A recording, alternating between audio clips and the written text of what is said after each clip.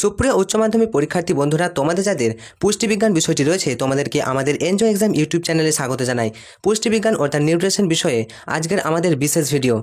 তো পুষ্টিবিজ্ঞান পরীক্ষা রয়েছে, তো নিউট্রিশন অর্থাৎ পুষ্টিবিজ্ঞান এই বিষয়টি থেকে যে সমস্ত প্রশ্নগুলো তোমাদের সাথে আলোচনা করব সম্পূর্ণ সিলেবাস ভিত্তিক, সম্পূর্ণ সিলেবাস থেকে আজকের এই প্রশ্ন বাছাই করা হয়েছে। তোমাদের পূর্ণমান থাকবে 35 নাম্বার, সময় থাকবে 1 ঘন্টা 15 মিনিট। শেষ মুহূর্তে তোমাদেরকে করতে হবে প্রচুর পরিমাণে প্র্যাকটিস, আর সঠিকভাবে সঠিক স্মার্ট পদ্ধতিতে প্র্যাকটিস করার জন্য আমাদের চ্যানেলটা সাবস্ক্রাইব করো। তোমাদেরকে জানিয়ে রাখি, তোমরা যারা উচ্চ মাধ্যমিক পরীক্ষায় ভালো রেজাল্ট করতে চাও তাহলে অবশ্যই আমাদের চ্যানেলটাকে সাবস্ক্রাইব করে রাখো, কারণ পরবর্তীতেও আমরা সাজেশন নিয়ে আসবো তোমাদের জন্য। তো অবশ্যই চ্যানেলটি সাবস্ক্রাইব করে ভিডিওটা লাইক করে অবশ্যই বন্ধুদেরকে শেয়ার করে দিও। তো চলো শুরু করি প্রথম প্রশ্ন। তো প্রথম প্রশ্ন দেখো, এরকম তোমাদের ছক মেলানো প্রশ্ন কিন্তু মিল করো প্রশ্ন আসবে। প্রথম দেখো স্তম্ভ 1 এবং স্তম্ভ 2। স্তম্ভ 1 কি বলেছে দেখো, প্রোস্থেটিক গ্রুপ। আমি তোমাদেরকে একসাথে ডাইরেক্ট কিন্তু অ্যান্সার বলে দিচ্ছি। দেখো প্রোস্থেটিক গ্রুপ এটা হয়ে যাবে অপশন নাম্বার 3 অর্থাৎ FAD। কো এনজাইম এটা হয়ে যাবে অপশন নাম্বার 4 NADP। সি দেখো মেটাল অ্যান্টিভেক্টর এটা হয়ে যাবে অপশন নাম্বার 2 MN2 বা MN2+, ঠিক আছে। আর পাচক উৎসেচক এটা হয়ে যাবে অ্যামাইলেজ, ঠিক আছে। তো এই যে 40টা প্রশ্ন আছে না, এই 35টা তোমাদের যে প্রশ্ন, এই 35টা প্রশ্নের মধ্যে তোমরা কতগুলো পারছো শেষে কিন্তু কমেন্ট করবে। চলো নেক্সট প্রশ্ন দেখো, 2 নম্বর প্রশ্ন, তোমাদের বিবৃতি ব্যাখ্যা এরকম টাইপের প্রশ্ন কিন্তু আসতে পারে। প্রথম দেখো ক্ষুদ্রান্তের ভিলায় রক্তজালকের অভিস্রবণ চাপ রক্তচাপের তুলনায় 2 থেকে 3 গুণ বেশি। দেখো 4টে কিন্তু বিবৃতি বলেছে, কোনটা সঠিক কোনটা ভুল তোমাদেরকে বলতে হবে। আমি তোমাদের ডাইরেক্ট অ্যান্সার বলে দিচ্ছি।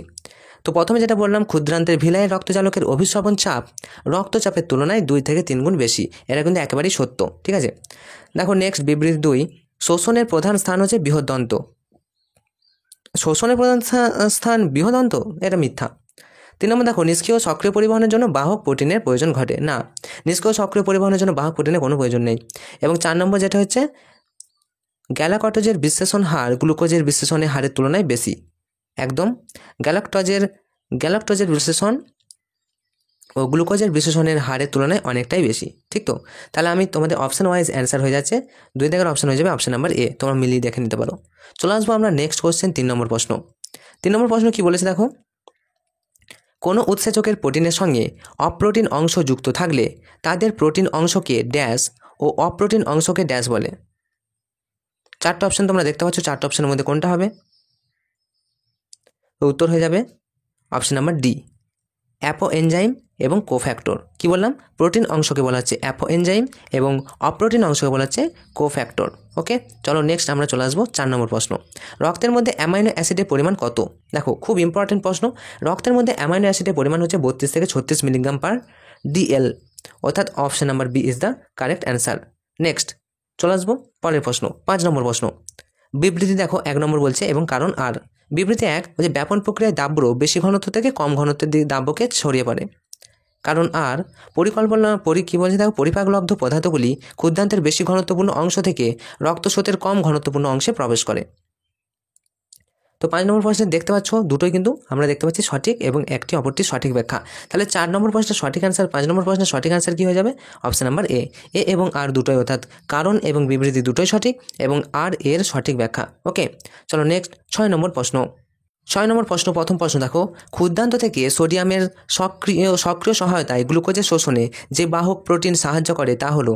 তো 4টে অপশন কিন্তু রয়েছে, তার মধ্যে উত্তর হয়ে যাবে সিমপোর্টস, এটা কিন্তু বাহক প্রোটিন সাহায্য করে। এবার 7 নম্বর প্রশ্ন দেখো, স্তম্ভ মিলিয়ে সঠিক বিকল্পটি নির্বাচন করো। তো তোমাদের ডাইরেক্ট অ্যান্সার বলে দিচ্ছি, আর্জেন্টাফিন কোষ। এই আর্জেন্টাফিন কোষটা অ্যান্সার হয়ে যাবে সেরোটোনিন।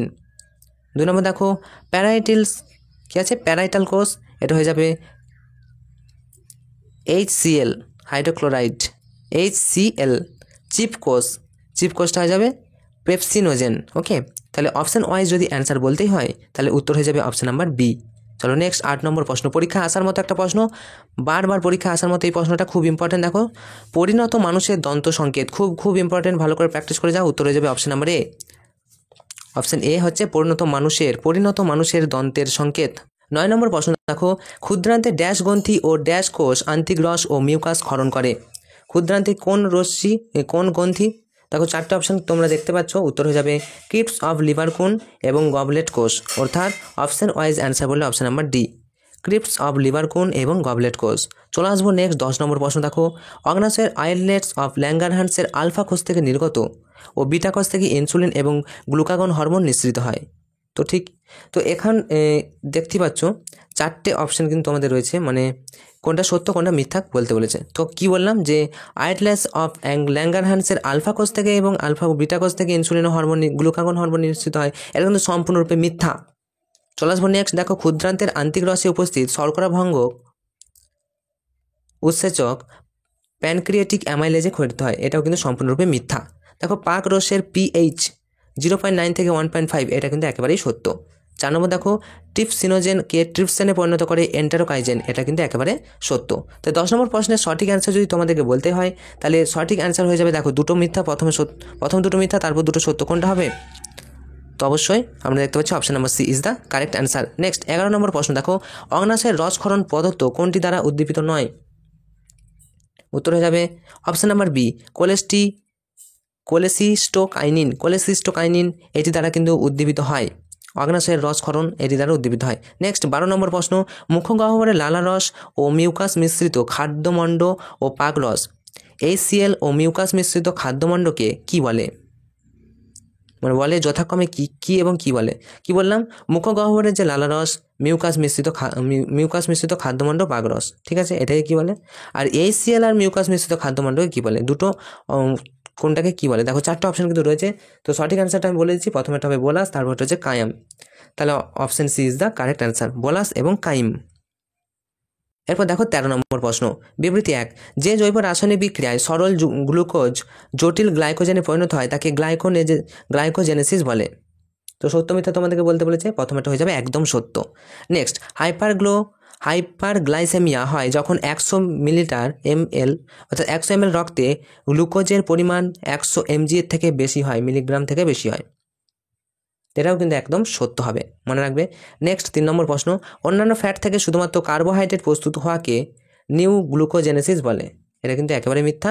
এবং 4 নম্বর যেটা বলছে প্রোটিন ভেঙে অ্যামাইনো অ্যাসিড তৈরি হয়, এটা কিন্তু সত্য। তাহলে অপশন ওয়াইজ যদি তোমাদের অ্যান্সার বলতে হয়, তাহলে 13 নম্বর প্রশ্নের সঠিক অ্যান্সার হয়ে যাবে অপশন নাম্বার বি। ঠিক আছে, চলে আসবো 14 নম্বর প্রশ্ন। খুব ইম্পর্টেন্ট প্রশ্ন যেটা, দেখো, কেভ চক্রের কোন মধ্যবর্তী যৌগ থেকে অ্যাসপারটেট সৃষ্টি হয়? খুব ইম্পর্টেন্ট প্রশ্ন। উত্তর হয়ে যাবে অক্সালো অ্যাসিটেট, অর্থাৎ option number A is the correct answer. Next 15 নম্বর প্রশ্ন। পেন্টোজ ফসফেট বিক্রিয়াপথ কোথায় দেখা যায়?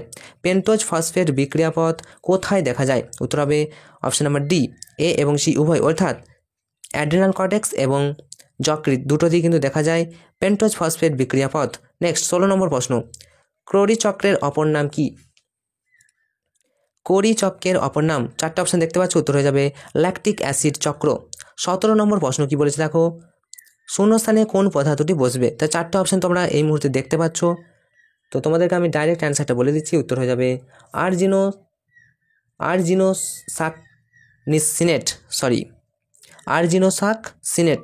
আরজিনোসাকসিনেট, অর্থাৎ option number B is the correct answer. Next চলে আসবো 18 নম্বর প্রশ্ন। কোলারস এবং রক্তে অধিক মাত্রায় কিটোন বডি সঞ্চিত হয়ে এক ব্যক্তি অসুস্থ হয়েছেন, তো তাকে 4টে অপশনের মধ্যে কোনটা হবে? দেখো, উত্তর হয়ে যাবে বেশি পরিমাণে শর্করা জাতীয় খাদ্য খেতে হবে যাতে ওই পদার্থের বিপাক সঠিক থাকে এবং কিটোন পদার্থ তৈরি নিয়ন্ত্রিত থাকে। তাহলে বুঝতে পেরেছো, 18 নম্বর প্রশ্নের সঠিক অ্যান্সার হয়ে যাবে অপশন নাম্বার সি। চলে আসবো 19 নম্বর প্রশ্ন। ফ্যাট বিপাকে ড্যাশ ও ড্যাশ হরমোনের গুরুত্বপূর্ণ ভূমিকা আছে। ফ্যাট বিপাকে 4টে অপশন তোমরা দেখতে পাচ্ছ, উত্তর হয়ে যাবে থাইরক্সিন এবং ইনসুলিন, অর্থাৎ option number B is the correct answer. Thyroxine এবং ইনসুলিন হরমোনের গুরুত্বপূর্ণ ভূমিকা কিন্তু আছে কি নিঃসরণে? ফ্যাট বিপাকে। নেক্সট সঠিক ক্রম তোমাদেরকে নিশ্চিত করতে বলছে। 4টে অপশন তোমরা দেখতে পাচ্ছ, 4টে অপশনের মধ্যে সঠিক ক্রম কোনটা হবে? তো ভেবে নাও তাড়াতাড়ি, আমি তোমাদেরকে জাস্ট অ্যান্সারটা বলে দিচ্ছি।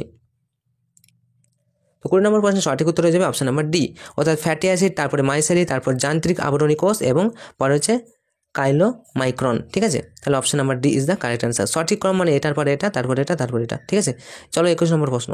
21 নম্বর প্রশ্ন কি বলেছে, দেখো, দুধে প্রোটিন কেসিনোজেন, দেখো, ড্যাশ বাই Ca++ ক্যালসিয়াম প্যারোসিকেনেটেড প্লাস ড্যাশ পেপটাইড। 4টে অপশন তোমরা দেখতে পাচ্ছ, কোনটা হবে? তো 21 নম্বর প্রশ্নের সঠিক অ্যান্সার হয়ে যাবে, উত্তর হবে অপশন নাম্বার ডি, কাইমোট্রিপসিন এবং লোয়ার। ঠিক আছে, 4টে অপশন দেখে নাও। পরের প্রশ্ন দেখো, 22 নম্বর প্রশ্ন। কার্বোহাইড্রেট ও প্রোটিনের এসডিএ পার্সেন্ট কত মান বলছে, এর মান যথাক্রমে কত? কার্বোহাইড্রেট এবং প্রোটিনের এসডিএ পার্সেন্টটা কত? উত্তর হয়ে যাবে অপশন নাম্বার এ, অর্থাৎ 6,30%। নেক্সট 23 নম্বর প্রশ্ন, একজন ব্যক্তির ওজন 70 কেজি এবং উচ্চতা 150 সেন্টিমিটার হলে ওই ব্যক্তির বিএমআই কত? তো বিএমআই বার করার সূত্র তোমরা জানো, উচ্চতা বাই নিচে মিটার স্কোয়ার, উচ্চতা বাই ওজন বাই উচ্চতা স্কোয়ার, তাই তো? ওজন বাই উচ্চতা স্কোয়ার, যাই হোক। তো এই বিএমআইটা দেখবে তাড়াতাড়ি, তো এটা তোমরা বিএমআইটা বার করে নিতে পারো।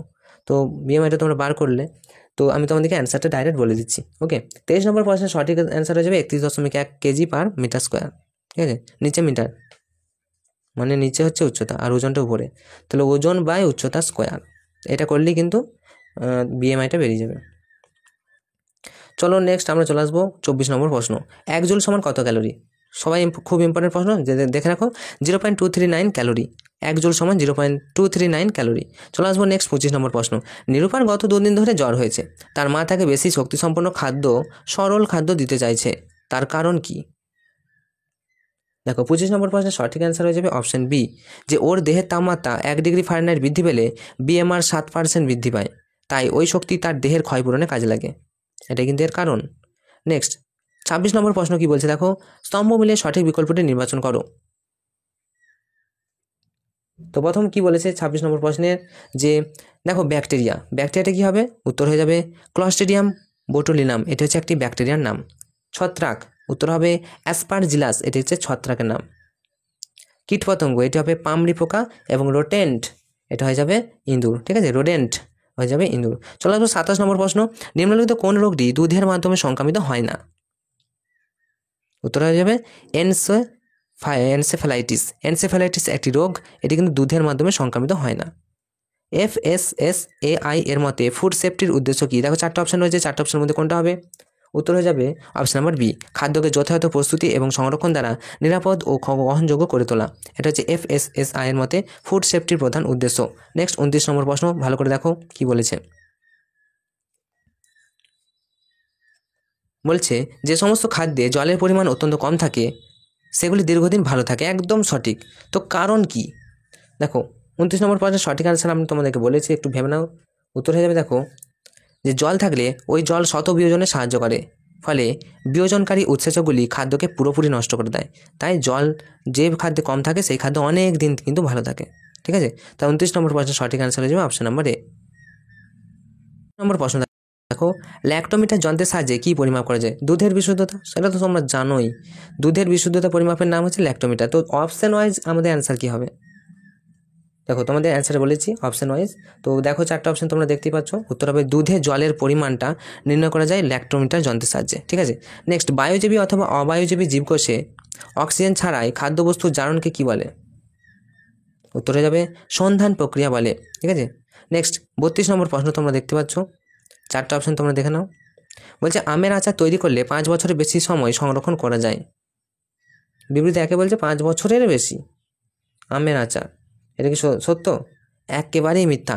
তাহলে 5 বছরের বেশি কিন্তু সংরক্ষণ করা যাবে না। 2 নম্বর বলছে মাছ মাংস পোলট্রি সংরক্ষণে অ্যান্টিবায়োটিক ব্যবহার করা হয়। হ্যাঁ, মাছ মাংস পোলট্রি সংরক্ষণে অ্যান্টিবায়োটিক, অবশ্যই এক ধরনের অ্যান্টিবায়োটিক পাওয়া কিন্তু যায়, যেটা মাছ মাংস অথবা পোলট্রি সংরক্ষণে ব্যবহার করা যেতে পারে, অ্যান্টিবায়োটিক ওষুধ।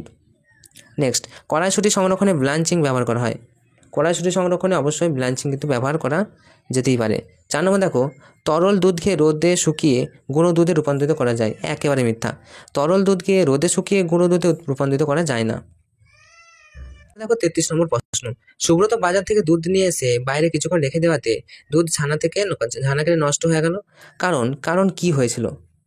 দেখো উত্তর হয়ে যাবে অপশন নাম্বার ডি, পাস্তুরাইজেশন প্রক্রিয়ায় জীবাণু সম্পূর্ণ নষ্ট হয়ে গেলেও তাপমাত্রা বৃদ্ধি পাওয়ার ফলে কিছু উৎসেচক দুধকে নষ্ট করে দেয়।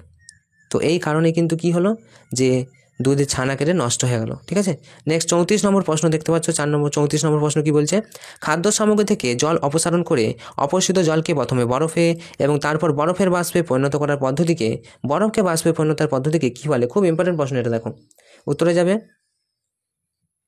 4টা অপশন তোমরা দেখতে পাচ্ছ, তো উত্তর হয়ে যাবে লায়োফিলাইজেশন বলা হয়। নেক্সট 35 নম্বর প্রশ্ন তথা আজকের শেষ প্রশ্ন, যে সকল ফলের শাঁস সাদা তাদের সংরক্ষণে যে রাসায়নিক ব্যবহৃত হয় তা হলো কি রাসায়নিক? চারটা অপশন তোমরা দেখতে পাচ্ছ, উত্তরে যাবে পটাশিয়াম মেটাবাইসালফাইড। পটাশিয়াম মেটাবাইসালফাইড এটি কিন্তু ব্যবহার করা হয় যে ফলের শাঁস সাদা তাদের সংরক্ষণে। তো এই ছিল তোমাদের প্রশ্ন। তো তোমাদের 40টা প্রশ্নের মধ্যে তোমরা কতগুলো পারলে অবশ্যই কমেন্ট করে কিন্তু জানাও। তোমাদের পরীক্ষা ভালো হোক এই শুভকামনা জানি আজকের মতো ভিডিওটা এখানেই শেষ করছি। Enjoy exam, all the best.